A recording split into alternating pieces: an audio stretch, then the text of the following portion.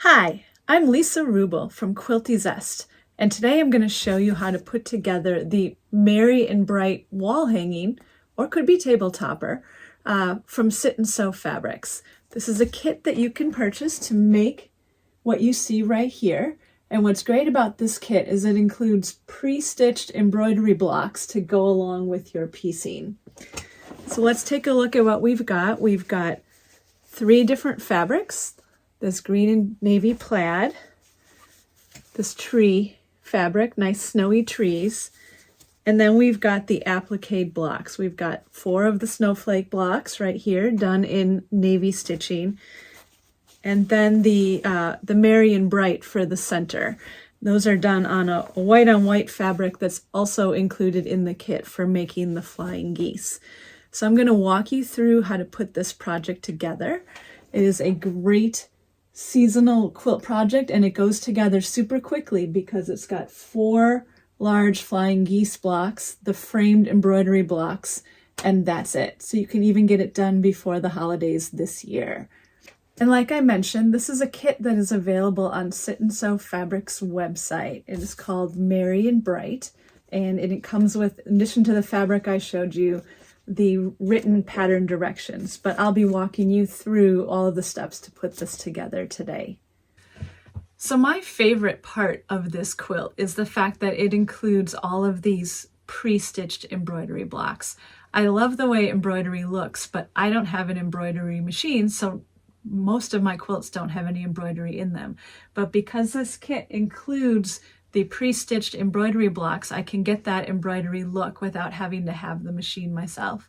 And so for me, that is the most appealing part of this quilt kit. So the first thing we're going to talk about is squaring up these embroidery blocks. When they were stitched, we left them slightly oversized so that you can square them up to fit into the block exactly.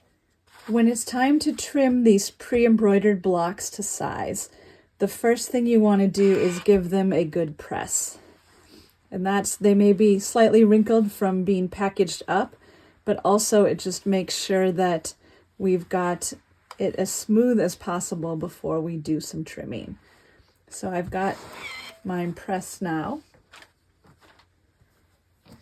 And we're going to look at how to trim these. So we're trimming them to 6.5 inches square. And like I said, they're just slightly larger than that, and that is to give us room to clean it up and trim it up to size before we use them. So I have a 6.5 inch square ruler, which makes it really helpful because I can just look at the size of my ruler and know that that's what I need to trim my block to. So what I do is I find the center point, which would be 3.25 by 3.25 right here. And I'm going to position that right in the center of my snowflake. And then I know that my snowflake will be centered on the square that I'm going to cut. But I also keep an eye on the edges. I want to make sure the snowflake is straight and not twisted at all. And I like to trim 2 sides at a time because then I only have to reposition the ruler once. So I'm going to cut up this side and along the top, and take those 2 sides off. Then I'm going to spin it 180 degrees. And now I can align my ruler with those freshly cut edges. And I can cut off the other 2 sides. Okay. And there's our snowflake blocks trimmed down to size. Now, if you don't have a 6.5 inch square ruler, you can also do this with a larger ruler. You just need to pay a little bit more attention to the numbers as opposed to just looking at the outside shape of the ruler. So I can see where the 6.5 inch line is on that ruler. And sometimes what you can even do is put a little tape there to create a visual edge to make it easier. But same thing, find that center point, that 3.25, and position it right in the center of your snowflake, and you'll be good to go. I'm going to trim this one with my larger ruler.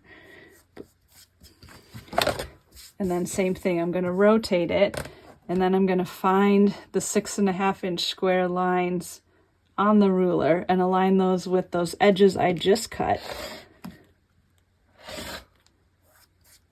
and then cut 2 more. And there we go.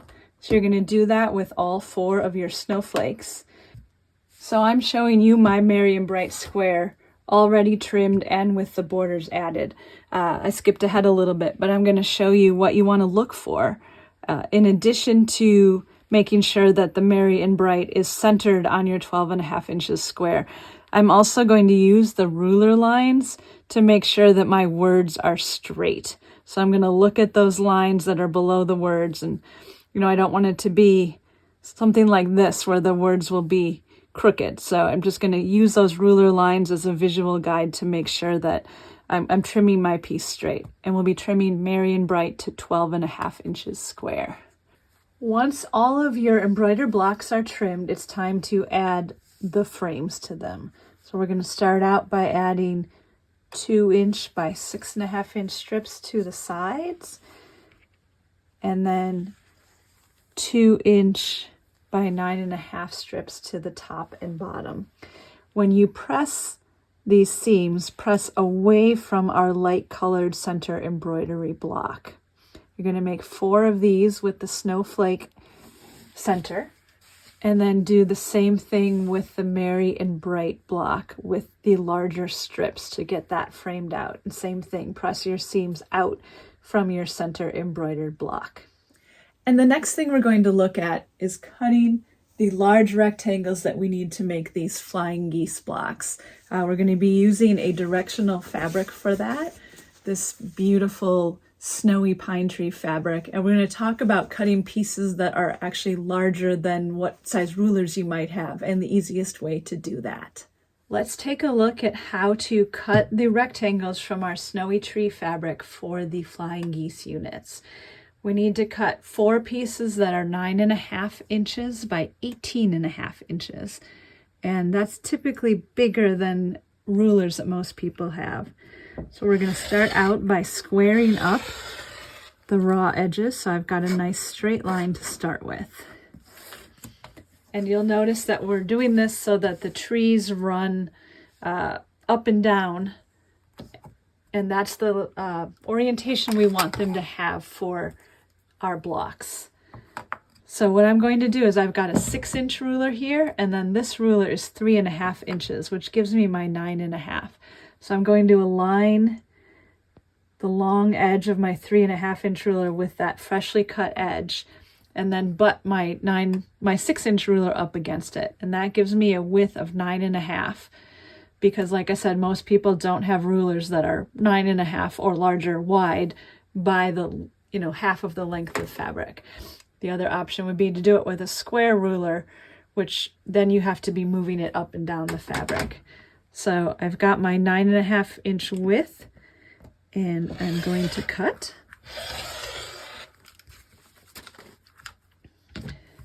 And now I've got my strip, and it's folded in half, so I've got the 2 widths there. That's 9.5. So the next thing I'm going to do is trim off the selvages at the end. And then to do the 18.5-inch cut, there are 2 options here. First of all, you can pair 2 rulers together again. So I would put my 3.5-inch ruler down here, and then I would need 15 inches off of my long ruler. And I put this one at the end because it is long enough that I can cut the whole straight line. The other option is to use the lines on your ruler and align that freshly cut edge with one line, and then use the lines to find where 18.5 is and cut it that way. So those are your 2 options. I'm going to go with my ruler option. So I've got 15 inches here plus another 3.5 here gives me my 18.5 inches, which is exactly what I need. And that gives me 2 large rectangles for the flying geese units. You will need 4 of these rectangles total. And now we're going to talk about how to make these large flying geese units. And then I'm going to give you a sneak peek at something you can do with the leftover fabric from doing the quick corners. To make the flying geese units, we'll also need 2 9.5-inch squares for each flying geese. And you can cut those 9.5-inch strips the same way I showed you for the trees. And then what we're going to do is turn them to the wrong side of the fabric, which you want to just pay close attention to when it's white on white fabric to make sure you actually are on the wrong side. And draw a diagonal line along the back side of the wrong side of each square. I do it with a pencil. You can also do it with a fabric marking pen, the kind that disappear with either water or air. So I'm going to position this marked white square on the right end of my tree rectangle. And notice I've got the trees oriented face up, and I've got the marked line going from the center down to this corner. So after we stitch this square on, we'll fold it back and get that triangle there. So I'm going to line up the raw edges on 3 sides and then put a couple pins in. We're going to be stitching on this center line, so I'm going to put the pins out to either side, and then I don't have to remove them while I'm stitching, which is just easier. I'm going to put one more down at the bottom because that tends to flap a little bit on a piece this big, and I'm going to stitch right down this line.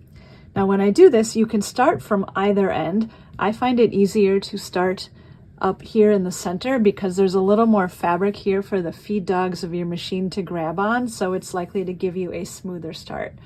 So again, I'm going to stitch down this line and then come back and show you what's next. So I've stitched on my diagonal line, and now I'm going to trim.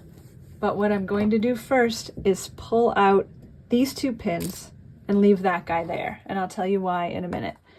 So I'm going to set it up so that I'm trimming 1/4 inch past the seam line. So I've got the stitched line lined up with that 1/4 inch mark on my ruler.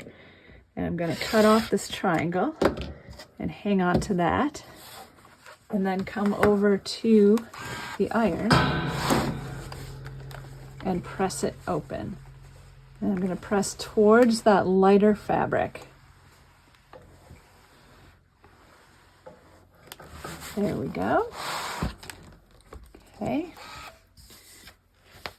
And then this is what it looks like right now. And I'm going to set up my other square on the other end. And same thing, matching all the raw edges. And you'll notice that it overlaps our first white square, and that is exactly what it's supposed to do. And same thing, I'm going to get it in place and put a couple pins in just to hold it. Okay, now I'm going to stitch on that line again starting from the center. Okay, I've stitched. Now I'm going to flip it around to make it easier to trim, and I'm going to pull out those 2 pins, but leaving the one on the triangles I'm going to cut off. And then line up my stitch line on the 1/4 inch line. There we go. And then press this corner open as well. And that gives me a large flying geese unit. It measures 9.5 by 18.5 inches. You see my trees are pointed up, which is exactly how I want them. And we're going to make 4 of these units. So these are our leftover fabrics, and that's a pretty large piece to throw out. So we're not going to throw it out. We're going to find a use for it instead. And so by keeping the pin in, we keep those raw edges aligned. What you want to do is stitch with a 1/4 inch seam down that long edge. And you end up with a piece that looks like this. And when you open it up, you have a 1/2 square triangle unit. And now if you head over to our blog, I'm going to show you what we can do with these 1/2 square triangle units, because we will end up with 8 of these total from making the 4 flying geese. And you can use them in a couple different fun ways, and it also prevents you from having fabric waste. And now that we've got all of the blocks pieced, we're going to talk about how to assemble them into this finished quilt top. So it's very easy because we have 3 rows of 3. The top row is going to be 2 of the snowflake framed blocks and 1 flying geese unit. So you're going to sew a snowflake block to either side of your flying geese unit. You want to press the seams out towards the snowflake blocks. And then for the center row, you're going to sew a flying geese block to either side of the merry and bright block. And when you do this, you want to make sure that you have these blocks oriented correctly. So the point should be away from your center block. So sew those 3 together, and you're going to press those seams toward your embroidery block. And then the bottom row will be just like the top row. So once your blocks are stitched into rows, then you're going to join the 3 rows together. And because our seam allowances are pressed in opposite directions, when you go to join the top row to the center row, those seam allowances will nest and will help you create easy joins for your quilt top. And just sew those 3 rows together, and then your quilt top is complete. You're almost done. With the quilt top complete, now it's time to talk finishing. What you'll want to do is choose a backing fabric, and we've got a nice variety of holiday prints available on the Sit and Sew website that you can choose from. And then you'll need batting as well. So you'll sandwich together your quilt top, your batting, your backing, and baste those layers together, and then machine quilt that quilt sandwich that you've put together. And after that is done, it's time for the binding. Now our binding is done out of the green plaid fabric, so it coordinates beautifully with the rest of the project. And if binding is a new technique for you, then make sure to check out our binding video available on YouTube. That will walk you through the process both of creating the binding and of how to put it onto your quilt. And then your project's done and you can proudly display it for the holidays. Thanks so much for sewing along with me today, and I hope you enjoy making our merry and bright quilt, and I hope it makes your holidays a little more merry and a little brighter.